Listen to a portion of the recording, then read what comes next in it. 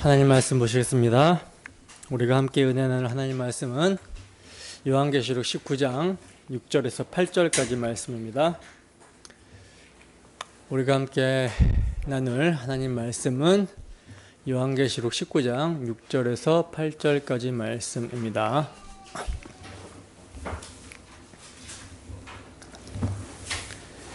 다 찾으셨으면 함께 한 목소리로 합독합니다. 시작.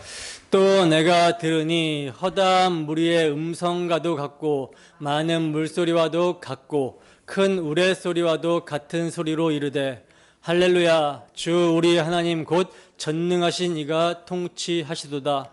우리가 즐거워하고 크게 기뻐하며 그에게 영광을 돌리세. 어린 양의 혼인기약이 이르렀고 그의 아내가 자신을 준비하였으므로 그에게 빛나고 깨끗한 세마포 옷을 입도록 허락하셨으니 이 세마포 옷은 성도들의 옳은 행실이로다 하더라. 아멘. 우리 하나님 곧 전능하신 이가 통치하시도다. 우리 하나님 곧 전능하신 이가 통치하시도다 라는 제목으로 하나님 말씀 증거하도록 하겠습니다. 오늘 본문 말씀의 주제는 하나님의 주관하심과 통치하심입니다. 하나님의 주관하심과 통치하심.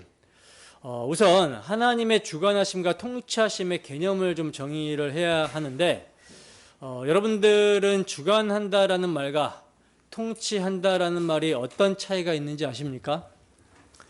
사실 이를 엄격히 구분한다라는 것은 어려운 일이에요. 그러나 그럼에도 불구하고 하나님의 주관하심과 통치하심을 구분해서 우리에게 적용해 보게 되면요, 그 의미가 분명히 드러나게 됩니다. 먼저 하나님의 주관하심에 대해서 생각해 보도록 하겠습니다. 우리 주님은 하나님을 천지의 주제이신 아버지라고 부르고 있는데 마태복음을 좀 봅시다. 마태복음 11장 25절 말씀 함께 읽습니다. 시작.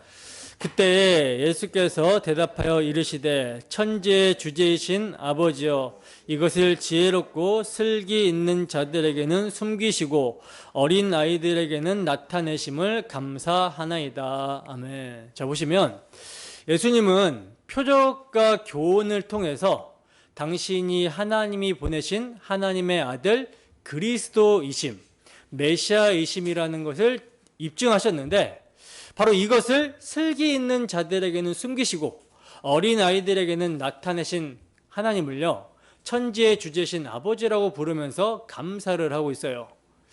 천지의 주제라는 말은 온 우주를 다스리는, 온 우주 만물을 주관하시는 하나님의 주권을 가리키는 말인데 예수님은 당신의 아버지 하나님이 바로 우주를 주관하시는 주권자이라는 사실을 말씀하고 있는 것입니다. 그리고 사도들도요, 하나님을 주제라고 증거합니다. 주제. 사도행전 4장 24절 말씀입니다. 함께 읽습니다. 시작. 그들이 듣고 한마음으로 하나님께 소리를 높여 이르되 대주제여 천지와 바다와 그 가운데 만물을 지으신 이시오. 아멘. 여기서 그들은 이제 베드로와 요한 사도의 말을 듣는 동료 사도들을 가리키는데요. 이들이 베드로와 요한 사도의 말을 듣고 지금 한마음으로 하나님께 소리 높여서 뭐라고 말을 하고 있냐면 대주제라고 지금 고백을 합니다. 하나님은 천지 만물을 창조하시고 주관하시는 대주제시라는 거예요. 그러니까 주제이신 하나님이 천지 만물을 창조하시고 그 만드신 만물을 주관하신다라는 말은요, 모든 피조물의 소유권이 누구에게 있어요? 하나님에게 있다라는 것이며 하나님은 자신의 소유된 피조물을 주권적으로 맡아서 관리하신다라는 말이에요. 이것이 주제이신 하나님의 주관하심입니다. 주관하심. 자, 그러면 이제 하나님의 통치하심은 어떤 의미가 있는가? 하나님의 통치는 하나님의 형상대로 지으신 인간과의 관계, 즉 다스리심을 의미합니다. 그래서 하나님은 동물을 주관하신다라고는 하시나 통치하신다라는 말은 하지 않는 거예요. 왜냐하면 하나님의 통치는 인격적인 관계에서의 다스림이고요, 하나님의 통치가 시행되는 곳에 하나님 나라가 임하기 때문입니다. 이처럼 하나님의 통치는요, 하나님과 당신의 형상으로 창조가 된 인격체인 백성과의 관계성을 말하는 거예요. 근데 이제 문제는 하나님의 형상대로 지음을 받은 모든 사람들이 하나님의 통치하심에 복종하고 있느냐라고 할 때 그렇지 않다라는 점이죠. 불신자들은요, 하나님께서 베푸시는 일반 은총은 누리면서도 그분의 통치는 거부하는 자들입니다. 그러면 우리 주 예수 그리스도로 말미암아 하나님 아버지를 알고 믿는다라고 고백하는 우리는 천지의 대주제 되시는 하나님의 통치에 순복하고 있습니까? 여러분, 신앙생활에 있어서 가장 중요하면서도 그만치 어려운 것은요, 하나님의 통치에 순복하는 일입니다. 존 스토트라는 목사님은요, 그의 책에서 자신이 지금까지 주님을 문 밖에 세워놓고 나를 인도하소서, 복을 주소서 했다라고 말을 합니다. 그러니까 예수님을 주님으로 고백하면서도 자신의 인생의 운전대를 주님께 맡기지 않고 자신이 붙잡고 있었다라는 말이에요. 근데 그러던 어느 날, 볼지어다 내가 문 밖에 서서 두드리노니 누구든지 내 음성을 듣고 문을 열면 내가 그에게로 들어가 그와 더불어 먹고 그는 나와 더불어 먹으리라 라는 이 말씀을 통해서 자신이 예수님을 문 밖에 세워놓고 있다라는 사실을 깨달았어요. 그래서 깨닫고는 비로소 이제 주님은 내 안에 들어오셔서 나를 통치해 달라고 하면서 운전대를 하나님께 맡겼다라고 고백을 하고 있습니다. 여러분, 우리가 이 점에서 오해하지 말아야 될 점은 뭐냐면 하나님의 통치를 노예적인 예속으로는 생각해서 안 된다라는 거예요. 우리가 하나님의 통치를 받아들인다라는 것은요, 하나님의 은혜, 하나님의 보호하심 아래에 들어간다라는 것을 뜻합니다. 이것은 마치 어린 자녀들이 부모의 슬하에 있는 것과 같은 안정과 행복을 의미하는 거예요. 출애굽 당시 하나님께서 어찌하여 낮에는 구름기둥, 밤에는 불기둥으로 그의 백성들과 함께 하시며 그들을 앞에 두고 떠나지 않으셨던 것입니까? 바로의 노예였던 자들을 유월절 어린 양의 피로 구속하여 하나님께서는 자기 백성 삼으셨기 때문에 그래요. 뿐만 아니라 그들에게 어찌하여 광야 40년 동안 날마다 만나를 내려주시고 물이 떨어지면 생수를 공급해 주신 것입니까? 그들이 자기 백성이기 때문에 그렇습니다. 이것이 여호와의 통치하심이라는 거예요.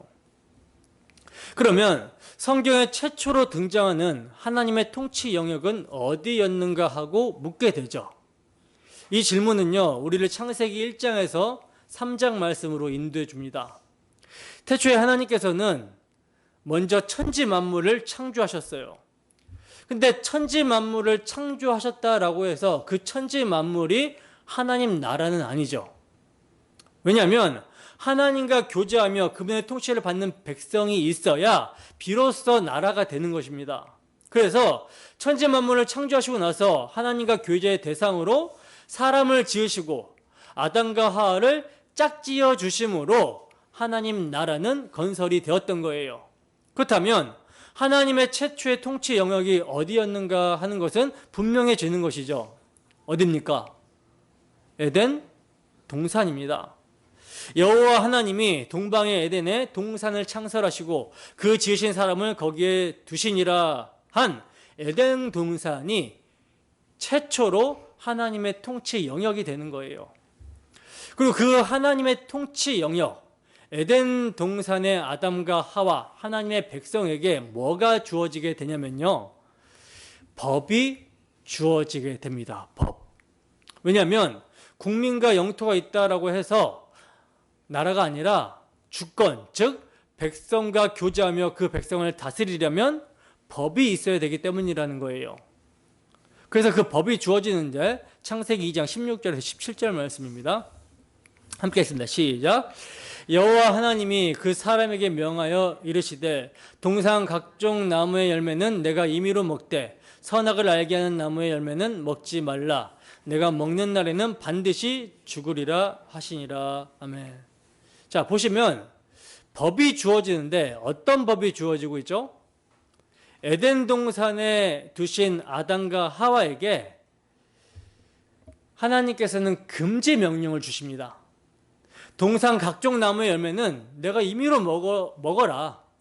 그러나 동산 중앙에 있는 선악을 알게 하는 나무의 열매는 먹지 말라. 내가 먹는 날에는 반드시 죽으리라 하고 이제 선악과 계명을 주시는 거예요. 법을 주시는 것입니다. 이것이 성경에 등장하는 최초의 계명이며 법인데 이 금지 명령은요, 단순한 법이 아니에요. 성경은 문맥이 생명선이라고 할 수 있는데 지금 선악과를 먹지 말라, 먹으면 반드시 죽으리라 하는 이 선악 계명, 이 법이 주어지는 문맥이 어떤 문맥이냐면 하나님께서 아담과 하와를 혼인시켜주는 문맥에서 주어지고 있다는 것입니다. 이것은 하나님과 하나님의 형상대로 창조가 된 사람과의 관계가 남편과 아내의 관계와 같다라는 것을 시사하는 말이에요. 그래서 선악과 언약은요, 어떤 언약이냐면 사랑의 언약입니다. 사랑의 언약. 남편 되시는 하나님은 신부되는 자기 백성을 신실하게 사랑하시겠다라고 하는 서약으로 지금 법을 주시고 있는 거고요. 또 신부되는 백성 아담과 하와는 남편 되시는 하나님을 신실하게 사랑하겠다라고 하는 언약이 바로 선악과 언약이 되는 것입니다. 근데 만약 그 언약을 어기고 외도를 하게 되면 어떻게 되는가? 성경은 여호와는 소멸하는 불이요 질투하는 하나님이라고 말씀합니다. 그래서 그 사랑은 죽음같이 강하고 질투는 수월같이 잔인하며 불같이 일어난다라고 말씀을 하고 있어요. 즉 외도하게 되면, 즉 먹으면 어떻게 된다라는 거예요? 죽는다라는 것입니다. 따라서 하나님을 사랑하는지의 여부는요, 선악과의 언약, 법이 주어졌을 때 드러나게 되는 거예요. 하나님을 사랑하게 되면 선악과를 볼 때마다 자신을 창조하시고 생명을 주신 하나님의 은혜를 기억하겠죠. 그리고 하나님을 사랑할 때 하나님의 말씀만을 선으로 믿고 순종하여 하나님을 예배하게 되겠죠.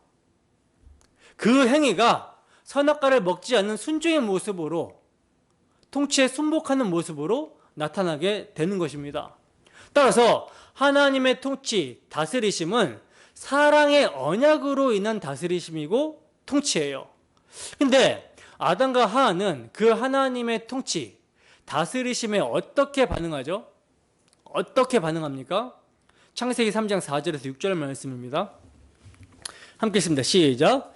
뱀이 여자에게 이르되 너희가 결코 죽지 아니하리라. 너희가 그것을 먹는 날에는 너희 눈이 밝아져 하나님과 같이 되어 선악을 알 줄 하나님이 아심이니라. 여자가 그 나무를 본즉 먹음직도 하고 보암직도 하고 지혜롭게 할 만큼 탐스럽기도 한 나무인지라. 여자가 그 열매를 따먹고 자기와 함께 있는 남편에게도 주매 그도 먹은지라. 아멘. 자, 보세요. 태초의 아담과 하와, 하나님의 백성은 하나님의 통치, 하나님의 다스리심에 어떤 반응을 하고 있죠? 하나님의 통치를 거부하고 있죠. 오직 하나님의 말씀만을 선으로 받고 순복해야 되는 하나님의 백성 아담과 하와가 뱀의 유혹을 받더니 하나님과 뱀의 말 사이에서 누구의 말이 맞는지를 판단하는 주체가 되어버린 거예요. 그리고는 결국 유혹하는 자의 말을 따랐던 것입니다.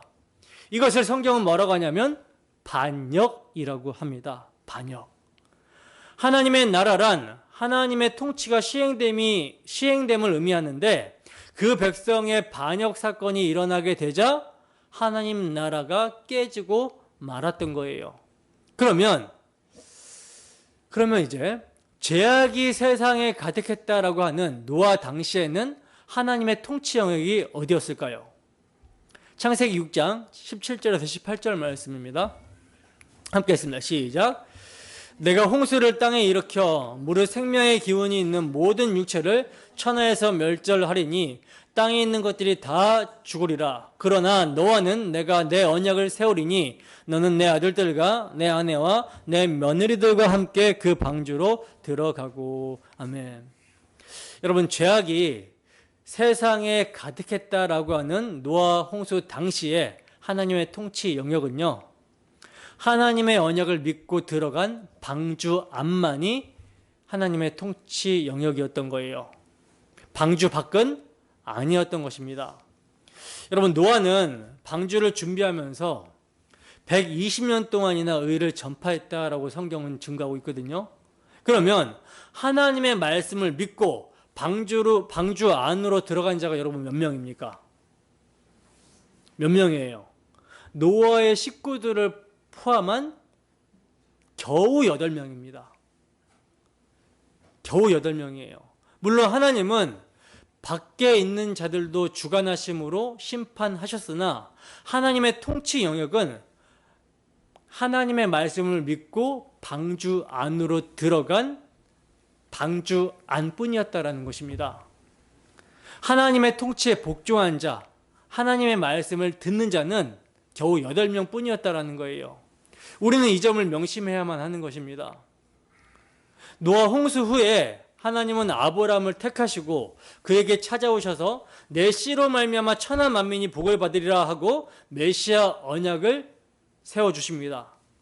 따라서 아브라함 당시에는요, 아브라함에게 세워주신 메시아 언약 안만이 통치 영역이었던 거예요. 그리고 출애굽기 당시에는요, 어린 양의 피가 뿌려진 대문 안만이 통치 영역입니다. 그리고 주께서 한 포도나무를 애굽에서 가져다가 민족들을 쫓아내시고 그것을 심으셨나이다 라고 한 약속의 땅 가나안만이 하나님의 통치 영역인 거예요.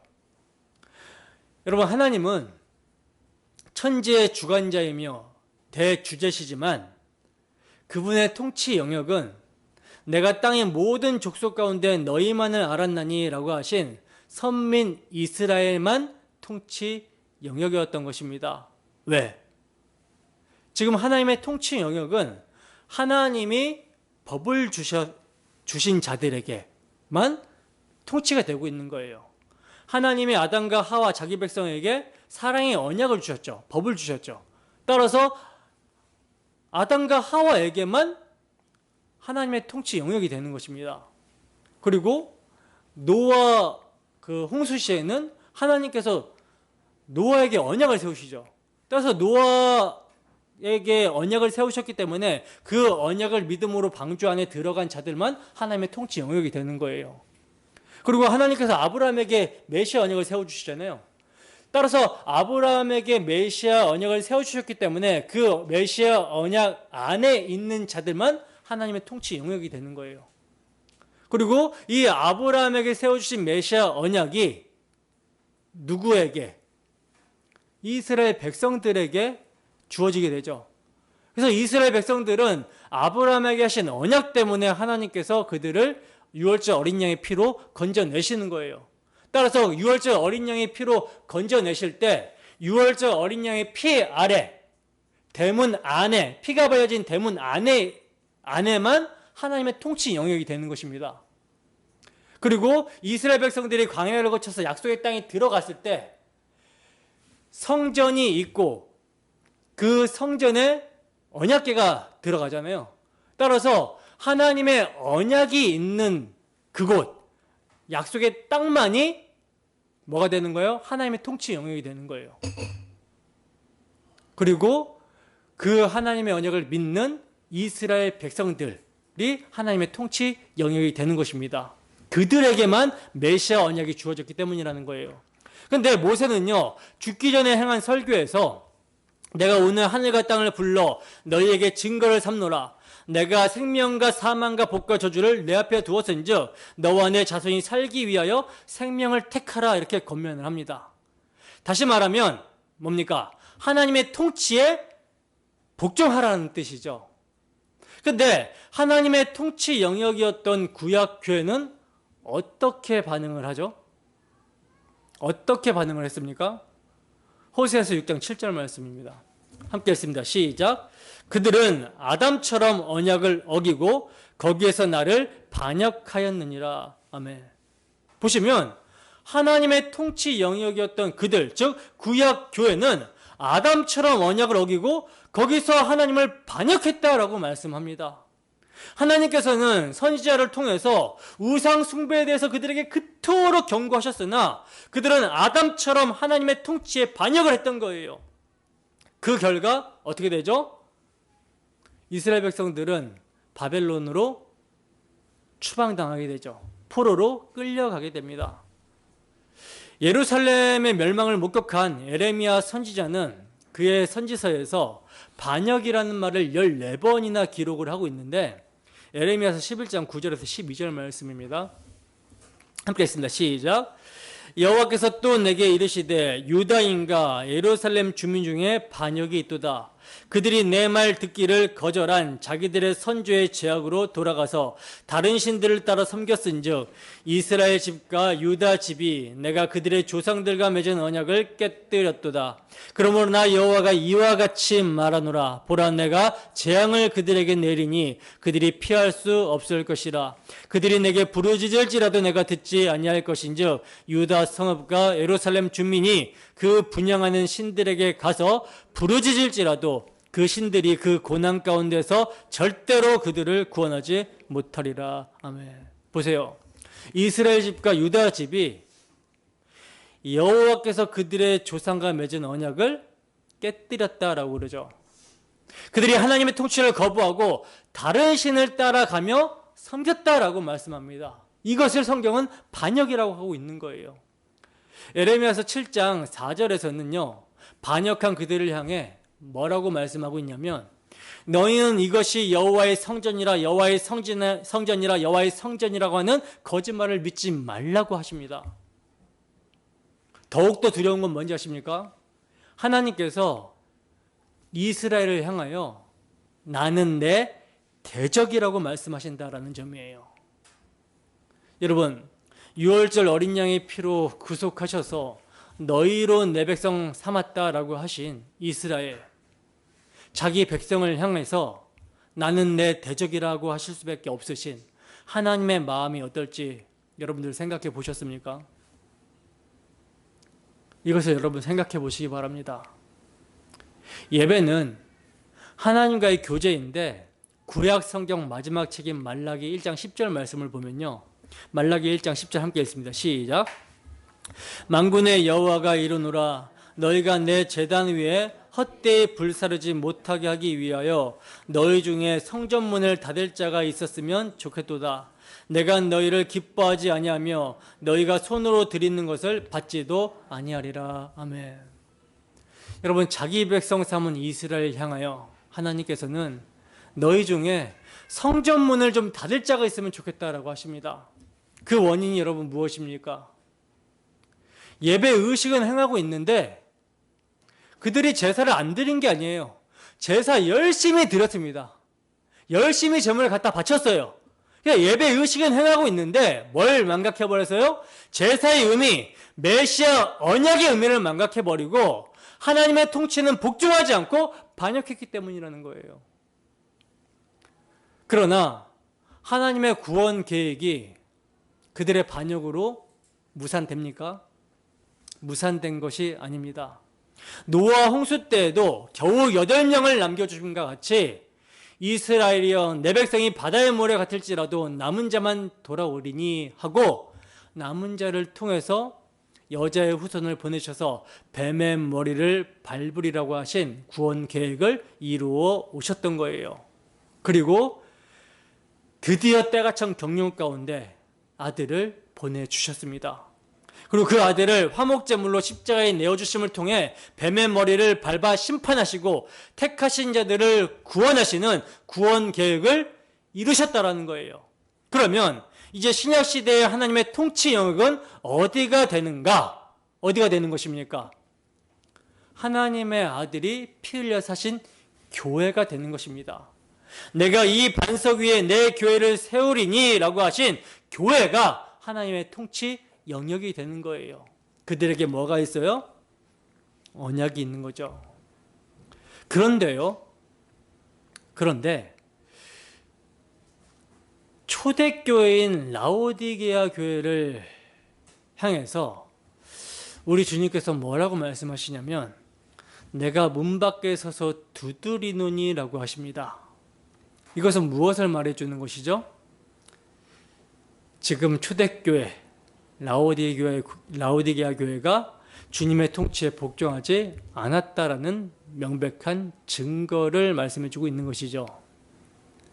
에베소 교회를 향해서는요, 처음 사랑, 처음 행위를 가지지 않으면, 즉 회개하지 않으면 내 촛대를 그 자리에서 옮기리라고 하십니다. 여러분, 촛대가 옮겨진 교회는 너희는 이것이 여호와의 성전이라고 하는 거짓말을 믿지 말라 하신 거짓 교회가 되어버리고 마는 거예요. 여러분, 무엇을 잊어버리면 하나님의 통치를 거부하고 거짓 교회가 되는 것입니까?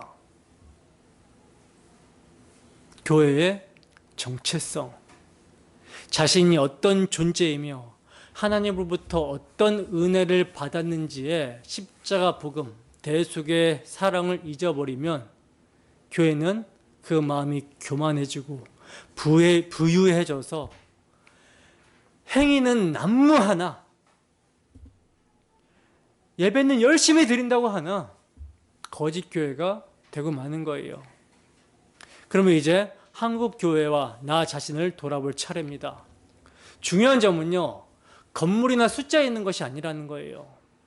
하나님의 교회가 하나님의 통치, 즉 우리 주 예수 그리스도의 복음에 순복하고 있느냐의 여부입니다. 하나님 나라는 장소의 개념이 아니라 통치, 즉 하나님의 다스리심이 시행되는 곳이 하나님 나라이기 때문에 그래요. 한국 교회의 기형적인 현상은 열심히 특심이라는 점입니다. 열심히 아주 특심이에요. 모이는 것도 굉장히 열심히 모이고 봉사, 헌신, 연보, 기도를 한국 교회처럼 열심히 하는 데가 없습니다. 이렇게 열심히 내는 것은요, 사실 너무나 아름다운 모습인 것이죠. 그런데 문제는 이 열심이 하나님의 통치에 순복해서 하나님의 통치를 받아서 하는 열심이 아니라 하나님과 거래하는 조건으로 열심을 내는 것이며, 그래서 결국은 자기의 배를 위한 종교적인 열심이라는 것이 문제인 거예요. 하나님의 뜻, 하나님의 통치에는 전혀 관심이 없다라는 것이죠. 우리 주님은 너희는 나를 불러 주여 주여 주인님 주인님 하면서도 어찌하여 내가 말하는 것을 행하지 않느냐라고 하십니다. 그렇다면 그 사람은 누구의 종이란 말입니까? 그러므로 할렐루야 할렐루야 하고 소리를 높인다고 하나님이 영광 받으시는 것이 아니라는 거예요. 그러면 신약 성경에 할렐루야와 통치하심이 어디서 어떤 상황에서 처음으로 등장하는지 살펴보겠습니다. 먼저 할렐루야인데 계시록 19장 1절에 보시면요, 2일 후에 내가 들으니 하늘에 허다한 무리의 큰 음성 같은 것이 있어 이르되 할렐루야 구원과 영광과 능력이 우리 하나님께 있도다 라고 합니다. 여기서 2일 후란 18장에서 하나님이 바벨론을 심판하신 이유를 말하는데 지금 이를 찬양하면서 할렐루야 하고 있는 거예요. 그리고 19장 3절에서는요, 하나님의 심판은 참되고 의로우시다라고 하면서 하나님이 음행으로 땅을 더럽게 한 음료를 심판하사 자기 종들의 피를 그 음료의 손에서 갚으셨다라고 하면서 두 번째로 할렐루야를 외치고 있습니다. 그리고 19장 4절에서는요, 24장로와 네 생물이 엎드려서 경배하며 할렐루야를 외칩니다. 그리고 이제 오늘 본문 6절인데 함께 읽습니다. 시작. 또 내가 들으니 허다한 물의 음성과도 같고 많은 물소리와도 같고 큰 우레소리와도 같은 소리로 이르되 할렐루야 주 우리 하나님 곧 전능하신 이가 통치하시도다. 아멘. 자, 보세요. 할렐루야와 통치하심이 함께 등장을 하고 있어요. 무슨 말입니까? 할렐루야가 통치와 결부가 되어 있다라는 말입니다. 하나님의 통치가 시행될 때 할렐루야가 울려 퍼지고 있는 거예요. 하나님을 찬양하라 라고 하는 할렐루야가 울려 퍼지고 있는 것입니다. 이 점에서 계시록에 하나님의 통치가 어떤 문맥에서 등장하고 있는지를 여러분 주목해서 보시기 바랍니다. 본문 7절을 보세요. 함께 하겠습니다. 시작. 우리가 즐거워하고 크게 기뻐하며 그에게 영광을 돌리세. 어린 양의 혼인기약이 이르렀고 그의 아내가 자신을 준비하였으므로. 아멘. 보세요. 하나님의 통치가요, 어린 양의 혼인기약이 이르렀고 그의 아내가 자신을 준비하였다라고 하는 어린 양의 아내와 결부가 되고 있습니다. 여기서 혼인기약이 이르렀다라는 뜻을 쉽게 표현하면요, 가정을 이루고 다스리실 날이 이르렀다라는 뜻이거든요. 이 가정이 바로 하나님 나라라는 거예요. 여러분, 하나님은 애적에 아담의 배필로 하와를 지어주시고 통치하셨습니다. 그러나 그들의 반역으로 말미암아 하나님의 통치는 깨지고 말았죠. 이런 맥락에서 성경의 마지막 책, 마지막 부분에 이르러서 혼인이라는 이미지를 도입하고 있는 것은요, 창세기 3장에서 파괴당한 하나님의 통치하심이 회복된다라는 점을 나타내기 위해서 혼인이라는 말을 도입시키고 있는 거예요. 여러분, 유대인들의 혼인 관습을 보면요, 먼저 유대인들은 마음에 드는 신부감을 부모가 점을 찍어 두었다가 나중에 정식 청혼을 하게 됩니다. 그리고 그 청혼이 받아들여지게 되면 약혼식을 했어요. 그리고 그 약혼식이 거행되고 나서 결혼식까지 신랑 신부는 오랜 기간 동안 떨어져 있게 되는데, 그동안 신랑은요, 신부를 데려오는 값으로 신부 집에다가 신랑이 지불해야 되는 돈을 다 지불해야 됐어요.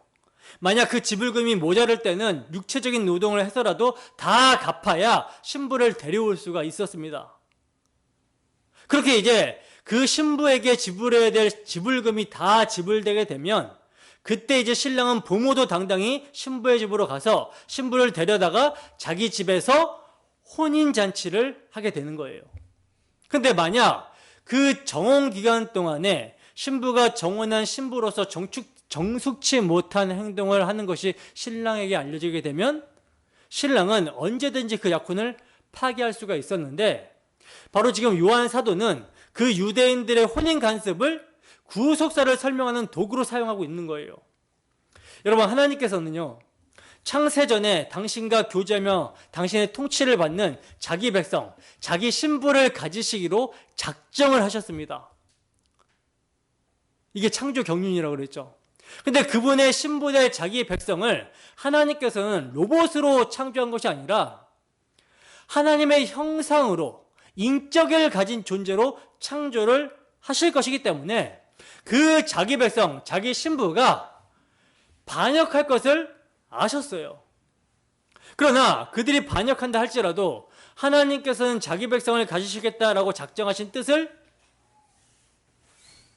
무산하거나 포기하지 않으시고 그 뜻을 이루시고자 당신의 아들 성자 하나님을 자기 백성의 모습으로 보내셔서 그들의 죄값을 대신 갚아 그들을 다시 하나님의 백성으로 회복시키시기로 작정을 하신 것입니다. 이것이 펼쳐지는 것이 역사예요.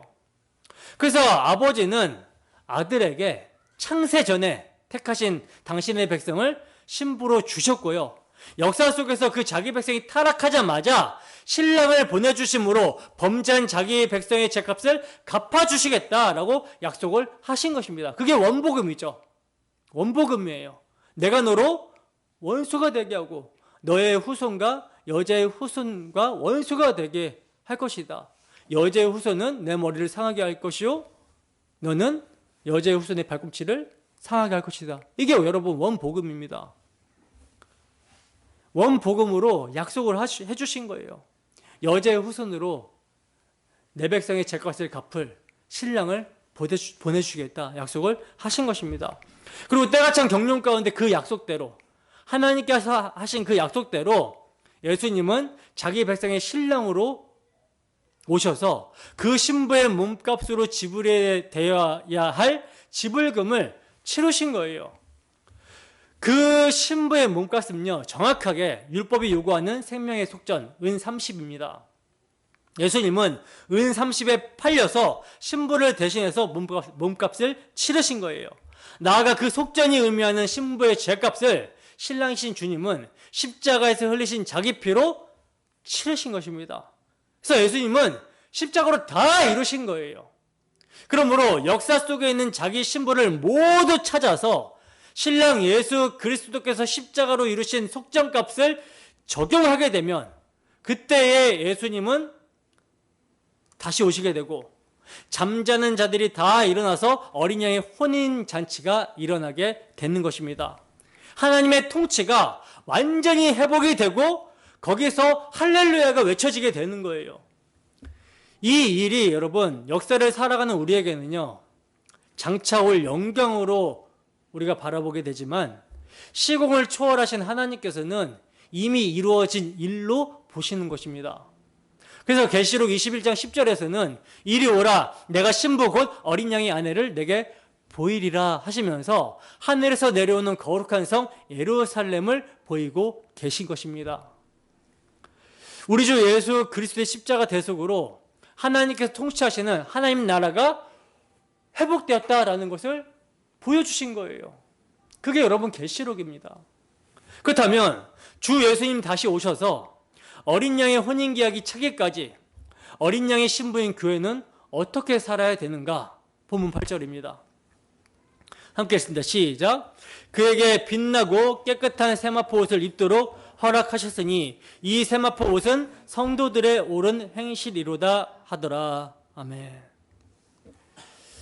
신랑이 희생의 피로 입혀준 의의 옷, 빛나고 깨끗한 세마포 옷을 입고 그 희생의 피를 나타내며 사는 것이 신랑이신 주님이 오셔서 혼인잔치 하기 전까지 그의 신부인 교회가 해야 되는, 살아야 되는 모습이라는 거예요. 다시 말해서 사랑으로 역사하는 믿음으로 그 믿음을 나타내며 살아야 된다는 것입니다. 이것이 주 예수님 다시 오시기 전까지 하나님의 통치에 순복하는 교회의 모습이어야 된다는 거예요. 여러분, 우리는요 구약의 성도들이 믿음으로 약속된 것의 증거를 모형과 그림자로 받은 것처럼 그런 증거를 받은 자들이 아니라 약속된 것, 실체를 믿음으로 받은 자들입니다. 옛 언약은 돌판에 기록되었고 짐승의 피가 뿌려졌지만 새 언약은 내 법을 그들의 생각에 두고 그들의 마음에 기록하리라 하신 대로 우리에게는요, 신약의 성도인 우리에게는 새 언약의 법이 사랑으로 기록이 되었고 짐승의 피가 아닌 하나님의 아들의 피가 뿌려졌습니다. 그래서 성경은 이렇게 증거하고 있는 거예요. 고린도후서 3장 3절입니다. 함께 했습니다. 시작. 너희는 우리로 말미암아 나타난 그리스도의 편지니 이는 먹으로 쓴 것이 아니요 오직 살아계신 하나님의 영으로 쓴 것이며 또 돌판에 쓴 것이 아니요 오직 육의 마음판에 쓴 것이라. 아멘. 여러분, 성령께서 성도인 우리 마음에 새 언약의 중보자이신 그리스도께서 이루신 십자가 사랑을 새기신다고 합니다. 왜 여러분 새 언약을 성도들의 생각과 마음에 기록하시는 것입니까? 그 이유는 너무나도 분명한 것이죠. 마음에 기록된 새 언약, 즉 복음을 생각나게 하심으로 하나님의 통치에 자발적으로 순복하게 하시기 위해서인 거예요. 왜냐하면 모든 행위는요 여러분 마음과 생각의 산물이기 때문입니다. 그러므로 그리스도의 영이 있는 자는 그리스도의 사랑이 강건합니다. 그리스도의 사랑이 강건하기 때문에 그 사랑으로 인해서 하나님의 통치에 순복하게 되는 거예요. 믿음으로 살게 되는 것입니다. 여러분, 신구약의 모든 성도들은요 예수님이 십자가로 다 이루셨다 하셨을 때 하나님의 통치를 받는 어린 양의 신부로 완성이 된 것입니다. 믿으십니까? 구약의 참 성도들은요 그들에게 있어서는 실체가 오시기 전이지만 그리스도의 영, 성령으로 실체이신 그리스도를 바라보고 그 희생의 피를 믿음으로 그리스도의 신부가 되었고 하나님의 통치에 순복했다라는 거예요. 그래서 그들을 구름같이 둘러싼 허다한 증인들이라고 히브리서 기자는 증거하고 있는 것입니다. 여러분, 이제 이상의 말씀을 요약합니다. 여러분, 하나님의 최초의 통치 영역은 하나님의 언약, 사랑의 언약이 주어졌던 에덴 동산이었고요. 홍수 심판 당시는 노아 언약이 주어져서 이에 순복하고 방주 안으로 들어간 방주 안이었고, 출애굽 당시에는 유월절 어린 양의 피가 뿌려진 집 안이었고요. 구약 시대는 내가 땅의 모든 족속 중에 너희만 알았나니라고 하신 구약 교회가 하나님의 통치 영역이었습니다. 그리고 신약 시대에는 내가 이 반석 위에 내 교회를 세우리니라고 하신 대로 교회가 하나님의 통치 영역이며 성도의 가정이 하나님의 통치 영역이 됩니다. 그러면 이제 마지막은 어디입니까? 모든 지킬 만한 것 중에 더욱 내 마음을 지키라. 생명의 근원이 이에서 남이라 하신 대로 우리들의 마음입니다. 우리들의 마음이에요. 여러분, 하나님의 통치하심은요, 주 예수의 피를 믿는 우리들의 마음에서부터 시작이 된다는 점을 잊지 마시기 바랍니다.